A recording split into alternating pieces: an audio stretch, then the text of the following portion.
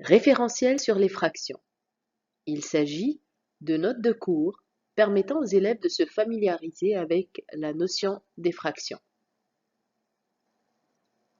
Composante d'une fraction. La fraction a sur b est composée d'un numérateur a et d'un dénominateur b. Exemple, 2 sur 3 ou 2 tiers.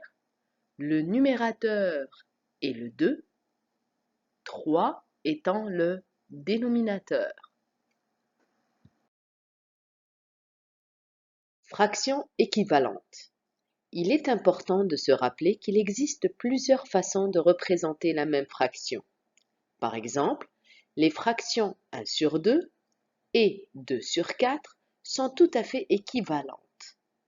Mais comment passe-t-on d'une fraction à l'autre tout en conservant la relation d'équivalence?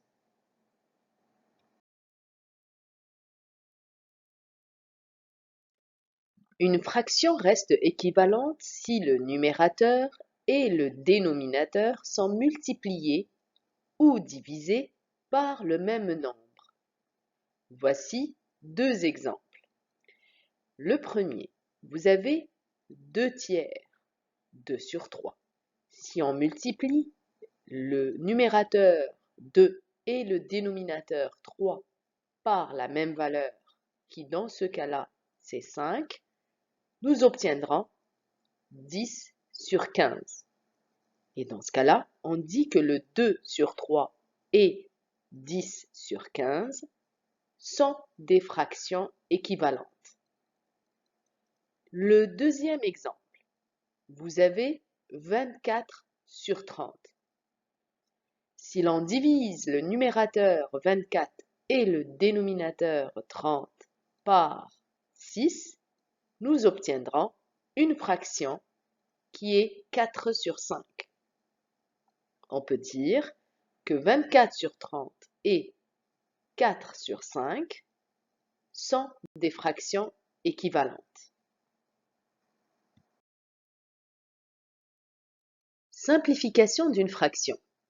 Une fraction est écrite sous forme simplifiée si le numérateur et le dénominateur n'ont aucun facteur commun. En d'autres mots, sous forme simplifiée, il est impossible de trouver un nombre qui soit diviseur à la fois du numérateur et du dénominateur.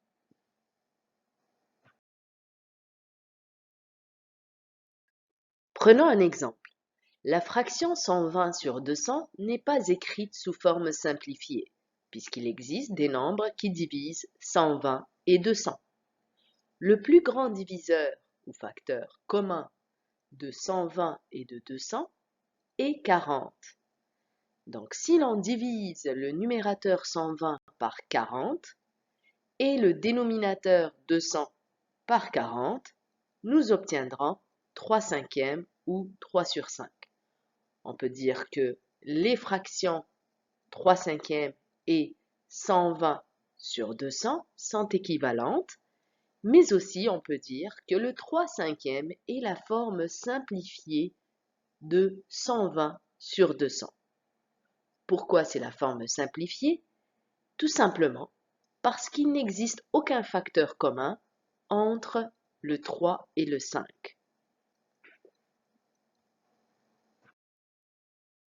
Une simplification peut s'effectuer en plusieurs étapes. Voici un exemple. 108 sur 144. Divisons maintenant le numérateur 108 par 2 et le dénominateur 144 par 2 pour obtenir une fraction égale à 54 sur 72. On reprend cette même fraction et on la divise par 9 au niveau de son numérateur et dénominateur, ce qui nous permet d'obtenir 6 sur 8. Reprenons cette même fraction et divisons-la au niveau du numérateur et du dénominateur par 2. Et l'on obtient 3 sur 4 ou 3 quarts, qui est la forme simplifiée. Le facteur commun entre 108 et 144 est 36. Donc on aurait pu dès le départ prendre le numérateur, le diviser par 36, ainsi que le dénominateur par 36 pour obtenir directement la fraction simplifiée qui est 3/4. Donc, au bout du compte, quel que soit le nombre d'étapes effectuées, la même forme simplifiée sera trouvée. Règle d'addition et de soustraction des fractions. A sur B plus ou moins C sur B est égal au numérateur A plus ou moins le numérateur C, le tout sur le dénominateur commun qui est B. Le symbole plus et moins se lit plus ou moins, indique que cette règle s'applique aussi bien aux additions qu'aux soustractions. Prenons des exemples. Le premier exemple, c'est l'addition de deux fractions, 3/8 plus 7/8. Nous allons garder le même dénominateur qui est un dénominateur commun, 8. Et on additionne les deux numérateurs, 3 plus 7, pour obtenir un numérateur de 10 sur un dénominateur de 8. Cette fraction est simplifiée en divisant le numérateur et le dénominateur par 2 pour obtenir une fraction simplifiée égale à 5 sur 4. Le deuxième exemple, 7 sur 6 moins 5 sur 6. Nous gardons donc le dénominateur commun 6 et on va faire la différence entre 7 et 5. Donc 7 moins 5 pour obtenir un numérateur égal à 2 sur un dénominateur de 6. Cette fraction est simplifiée en la divisant donc par 2 au niveau du numérateur et dénominateur pour obtenir une fraction simplifiée égale à 1 tiers ou 1 sur 3. Remarquez que la règle d'addition et de soustraction des fractions n'est applicable que si les deux fractions possèdent le même dénominateur. Si ce n'est pas le cas, alors il faudra réécrire les fractions en fractions équivalentes ayant un dénominateur commun.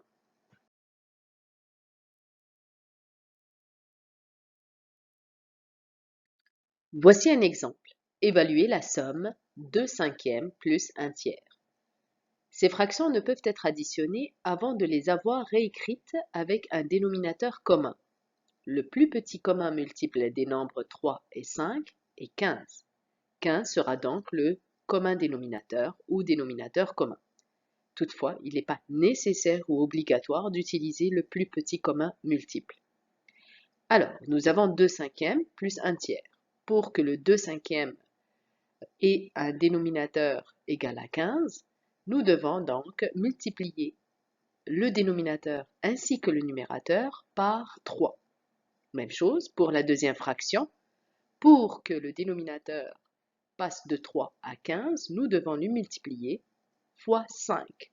Cela consiste à multiplier le dénominateur ainsi que le numérateur par 5.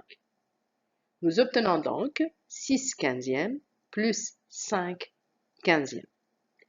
Il est maintenant temps d'additionner les numérateurs ensemble en gardant le même dénominateur qui est 15 pour obtenir enfin une fraction égale à 11 quinzièmes.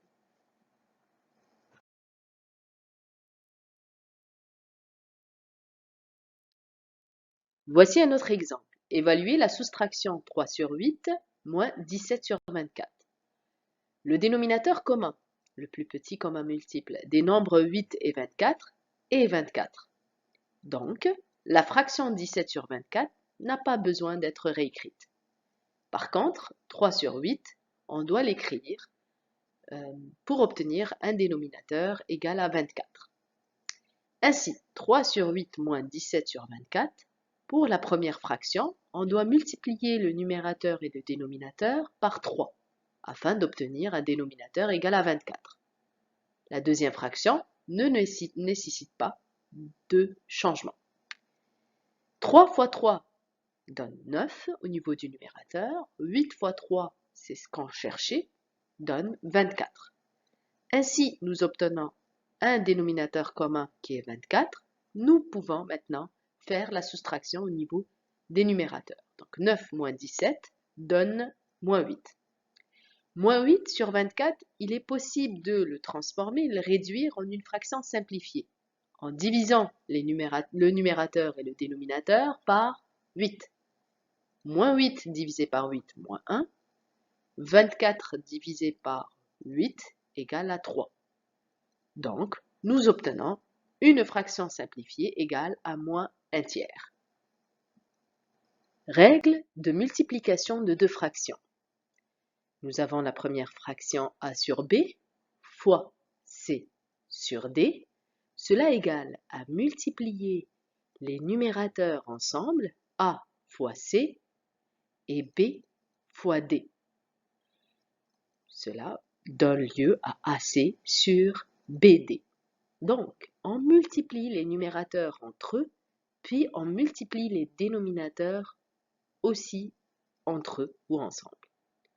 Attention, il n'est pas nécessaire que celle-ci ait un dénominateur commun. Voici des exemples. 4 sur 7 fois 3 sur 11. Donc, on multiplie les numérateurs ensemble, 4 fois 3, et les dénominateurs ensemble, 7 fois 11. Cela donne lieu à 12 sur 77. Deuxième exemple, moins 3 sur 2 fois 5 sur 4.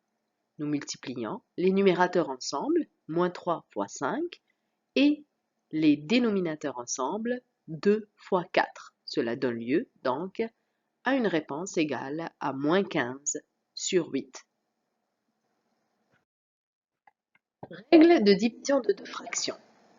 A sur B divisé par C sur D égale à A sur B, donc la première fraction ne change pas, fois D sur C. Donc la division se transforme en multiplication et la deuxième fraction va s'inverser. Donc le numérateur devient dénominateur et vice-versa. Cela donne lieu à une réponse égale à AD sur BC. La règle permet donc de transformer une division de fraction en une multiplication. Ainsi, nous multiplions la première fraction par l'inverse de la deuxième fraction.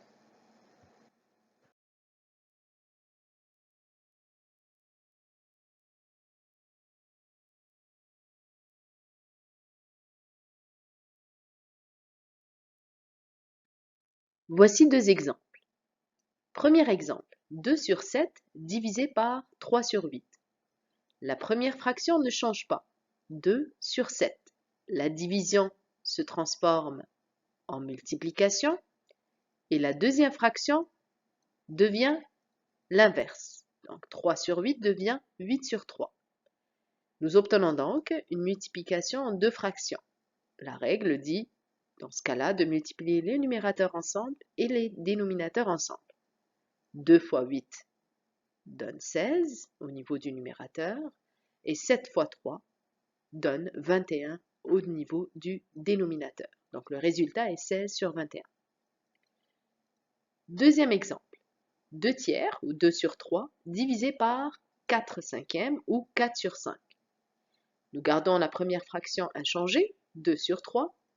La division devient multiplication et le 4 sur 5 devient l'inverse, donc 5 sur 4. Il faut appliquer maintenant la règle de multiplication de deux fractions. Donc on multiplie les numérateurs ensemble, 2 fois 5 et on obtient 10 au niveau du numérateur. Et on multiplie les dénominateurs ensemble, 3 fois 4 pour obtenir 12, pour un résultat égal à 10 sur 12. Mise en pratique. Tu dois effectuer les calculs suivants en respectant la priorité des opérations. Un petit rappel, la priorité des opérations. Alors, il faut commencer par les exposants, les parenthèses, suivi des multiplications et divisions selon leur ordre d'apparition. Ensuite, l'addition et la soustraction, aussi selon l'ordre de leur apparition. Bon travail!